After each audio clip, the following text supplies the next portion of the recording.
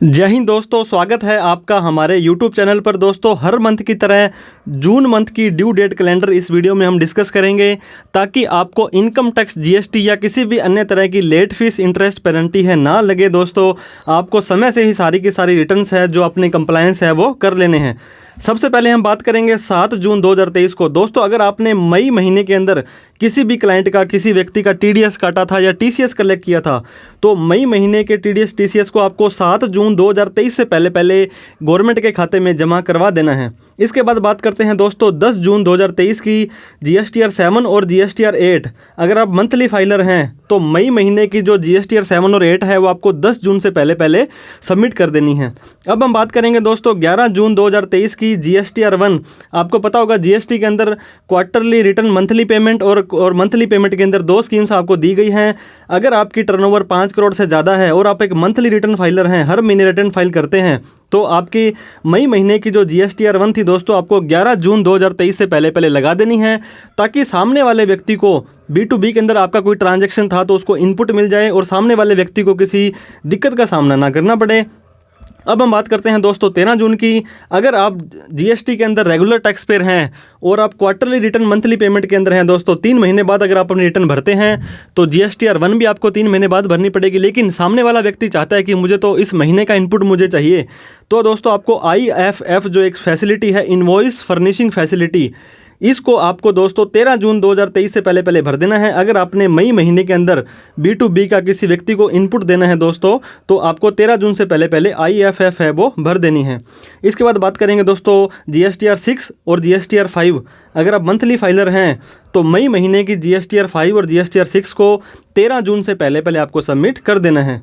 अब हम बात करते हैं दोस्तों जीएसटीआर 2B। आपको पता होगा 13 तारीख तक या 11 तारीख तक जीएसटीआर 1 लग जाएगी या IFF लग जाएगा। उसके बाद में आपके 2A की जगह 2B के अंदर भी आपका जो सारा का सारा इनपुट है वो बोल जाएगा और 3B के अकॉर्डिंग आपको रिकन्सिलेशन करना है, तो 14 जून या उसके बाद आप कर सकते हैं। इसके बाद बात करते हैं दोस्तों 15 जून। काफ़ी इंपॉर्टेंट डेट है ये। आपको पता होगा इनकम टैक्स रिटर्न का सीज़न चल रहा है। ITR 1 जिस व्यक्ति ने भरनी है तो उसे फॉर्म 16 चाहिए होता है। अगर आपकी सैलरी की इनकम आ रही है तो आपको पता होगा 31 मई तक तो अपनी रिटर्न ही सबमिट कर सकते था वो एम्प्लॉयर जो है, और रिटर्न सबमिट करने के 15 दिन तक, मतलब 15 जून तक वो अपना फॉर्म 16 या 16A, जैसे कि TDS या TCS का सर्टिफिकेट भी बोलते हैं दोस्तों, जनवरी फरवरी मार्च मंथ का भी बोल सकते हैं और एनुअल भी बोल सकते हैं दोस्तों। तो फॉर्म 16 या 16A अगर आपको अभी तक नहीं मिला तो आपको टेंशन नहीं लेनी है, क्योंकि 15 जून तक वो आपको इशू कर सकता है। 15 जून तक भी आपका फॉर्म 16 इशू नहीं होता है दोस्तों, तब आपके एम्प्लॉयर को काफ़ी heavy interest, late fees, penalty देनी पड़ सकती है।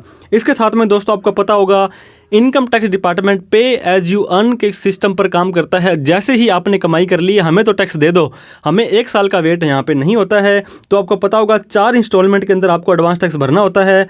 अगर आपके पूरे साल का टैक्स दोस्तों 10,000 रुपये या उससे ज़्यादा चला जाता है तो आपको ये टैक्स टुकड़ों टुकड़ों में पहले ही भर देना है। जैसे कि अभी फाइनेंशियल ईयर आपका दोस्तों 23-24 चल रहा है, जिससे कि असेसमेंट ईयर 24-25 बोलते हैं। तो इस साल में अगर आपका 10,000 से ज़्यादा का टैक्स बनता है तो आपको दोस्तों 15 जून से पहले पहले पहली किस्त भर देनी है, जो कि 15% है। फॉर एग्जांपल, अगर आपका 10,000 ही टैक्स बनता है तो उसका आपको 1,500 रुपये गवर्नमेंट के खाते में जमा करवा देना है कि ये मेरा अगले साल का टैक्स है, जो साल करंट ईयर चल रहा है उसका टैक्स आपको एडवांस में भरना है। उसके बाद में दोस्तों 3-3 महीने बाद, जैसे 15 जून के बाद जुलाई, अगस्त, सितंबर, वहाँ पे 45%, अक्टूबर, नवंबर, दिसंबर तक 75% और 15 मार्च तक दोस्तों आपको सारा का सारा जितना भी टैक्स बनता था वो भर देना है। अदरवाइज जब आप ITR भरेंगे और आपका टैक्स 10,000 से ज़्यादा बन जाएगा तो डिपार्टमेंट आपको लेट फीस या इंटरेस्ट वहाँ पे लगा सकता है। अब बात करते हैं 15 जून के अंदर दोस्तों, अगर प्रोविडेंट फंड या employ state insurance commission ESIC के अंदर आप रजिस्टर्ड हैं तो आपने मई महीने का जो भी PF या ESI जमा कराना है वो 15 जून 2023 से पहले पहले करवा देना है। अब हम बात करते हैं GSTR की। दोस्तों, अगर आप एक मंथली रिटर्न फाइलर हैं, हर महीने आपकी रिटर्न जाती है, तो आपको पता होगा 3B और 1 दो रिटर्न जाती है। 1 जो आपको 11 तारीख से पहले पहले भर देनी है और 3B है दोस्तों जिसके अंदर आपका टैक्स कैलकुलेशन होती है और आपको टैक्स भरना पड़ता है, वो 20 जून से पहले पहले मई महीने की जो 3B है वो आपको लगा देनी है। नहीं तो आपको 50 रुपये पर डे के हिसाब से 21 तारीख से लेट फीस लगने लग जाएगी।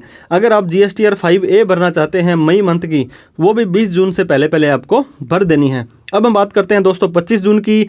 जैसे मैंने बताया, एक तो क्वार्टरली रिटर्न मंथली पेमेंट है कि 3 महीने बाद आपने रिटर्न भरनी है, लेकिन उसकी पेमेंट आपको हर महीने करनी है। तो दोस्तों पेमेंट कैसे पता लगेगा आपको, आप सारा का सारा कैलकुलेशन करेंगे, सेल बताएंगे, इनपुट लेंगे, इनपुट के बाद में जो भी आपका अगर थोड़ा बहुत टैक्स बन जाता है, आईटीसी अवेलेबल नहीं है, तो जो भी आपका टैक्स बनता है दोस्तों आपको कैश के अंदर भरना पड़ेगा, PMT 06 के अंदर। अदरवाइज दोस्तों आप 3 महीने बाद टैक्स भरते हैं तो जीएसटी डिपार्टमेंट आपको इंटरेस्ट जो है वो लगा सकता है, आज नहीं तो 1 साल बाद, 2 साल बाद। इसलिए दोस्तों अगर आप quarterly return monthly payment scheme के अंदर हैं तो आपको पूरा ध्यान रखना है कि आपका कोई टैक्स ना बने हर महीने का। 1 महीने, 2 महीने, तीसरे महीने के अंदर आप भर देते हैं तो पिछले 2 महीनों का ब्याज आपसे मांगा जा सकता है। इसके बाद बात करेंगे दोस्तों 30 जून, काफ़ी इंपॉर्टेंट डेट है। लगभग 64 करोड़ जो पैन कार्ड है दोस्तों वो जारी हुए हैं, लेकिन लगभग 50 करोड़ के लगभग ही पैन कार्ड आधार कार्ड से लिंक थे। हमने एक RTI भी लगाई थी 22 मार्च को, तो लगभग 13-14 करोड़ दोस्तों पैन कार्ड आधार कार्ड से अभी भी लिंक नहीं थे। पिछले 31 मार्च के बाद में कुछ हो गए होंगे, लेकिन फिर भी अगर आपका भी पैन कार्ड आधार कार्ड से लिंक नहीं है दोस्तों तो आपको 30 जून 2023 से पहले करवा लेना है। इसके लिए आपको 1,000 रुपये की लेट फीस देनी पड़ेगी। आपके पैन कार्ड में और आधार कार्ड में आपका नाम और डेट ऑफ बर्थ बिल्कुल सेम होनी चाहिए, तभी आप पैन कार्ड को आधार कार्ड से लिंक कर पाएंगे। इसके बाद में दोस्तों 30 जून को TDS की पेमेंट अगर आपने करनी है फॉर्म 26QB, 26QC, 26QD, तो आपको जो मई मंथ का जो भी TDS था दोस्तों आपको 30 जून से पहले डिपॉजिट करवा देना है। इसके बाद में 30 जून को दोस्तों अगर आप एक कंपनी है, फाइनेंशियल ईयर 22-23 का एक फॉर्म होता है DPT3, अगर वो आपने नहीं भरा है तो 30 जून से पहले उसको भी भर दीजिए, अदरवाइज लेट फीस पेनल्टी आपको लग सकती है। इसके बाद में दोस्तों आपको पता होगा इंपोर्ट एक्सपोर्ट कोड अगर आपने बनवा रखा है तो उसको एनुअली अपडेट करना पड़ता है आपको, तो आपने अपडेट नहीं किया है तो 30 जून 2023 से पहले इंपोर्ट एक्सपोर्ट कोड को भी अपडेट कर लें। तो इस तरह से दोस्तों हमने सारी ड्यू डेट्स को डिस्कस किया। वीडियो अच्छी लगी हो तो लाइक करें, कोई ड्यू डेट रह गई हो तो आप कमेंट करके हमें बता सकते हैं। हमारा चैनल सब्सक्राइब नहीं किया तो प्लीज़ सब्सक्राइब कर लें दोस्तों, पर सब्सक्राइब करने का कोई भी पैसा नहीं लगता है और हमारा हौसला बढ़ जाता है। इस वीडियो को उन सभी लोगों में शेयर करें जो ड्यू डेट्स को लेकर के चिंतित रहते हैं। आपकी कोई क्वेरी हो, आपका कोई डाउट हो दोस्तों, कोई सजेशन हो तो कमेंट बॉक्स में हमें ज़रूर बताएँ। वीडियो को देखने के लिए धन्यवाद। थैंक यू सो मच दोस्तों। जय हिंद, जय भारत।